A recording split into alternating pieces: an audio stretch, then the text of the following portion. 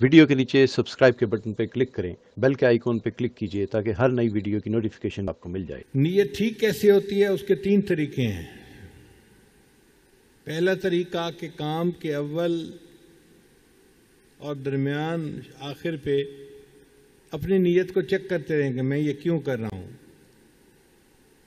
اگر کوئی اس میں کمی بیشی نظر آئے تو نیت کو پھر ٹھیک کریں۔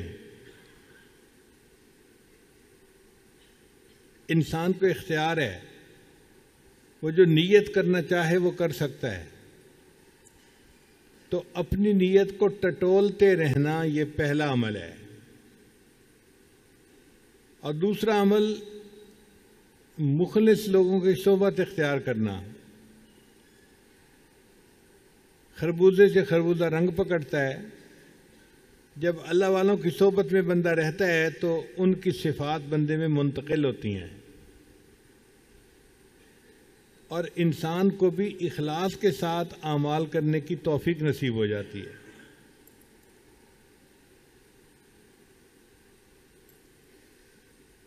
اور تیسرا عمل ہے اللہ تعالیٰ سے دعا کرنا کہ یا اللہ مجھے اخلاص نیت کے ساتھ عمل کرنے کی توفیق عطا فرما۔ اگر نیت میں تھوڑی سی بھی کمی ہوگی تو اس کی وجہ سے عمل کو رد کر دیا جائے گا۔ اللہ تعالیٰ کو بالکل صاف عمل چاہیے جس میں 100% نیت اللہ کی رضا ہو۔ ویڈیو کے نیچے سبسکرائب کے بٹن پہ کلک کریں، بیل کے آئیکن پہ کلک کیجئے تاکہ ہر نئی ویڈیو کی نوٹیفیکیشن۔ لا الہ الا اللہ، لا الہ الا اللہ، لا الہ الا اللہ، لا الہ الا اللہ،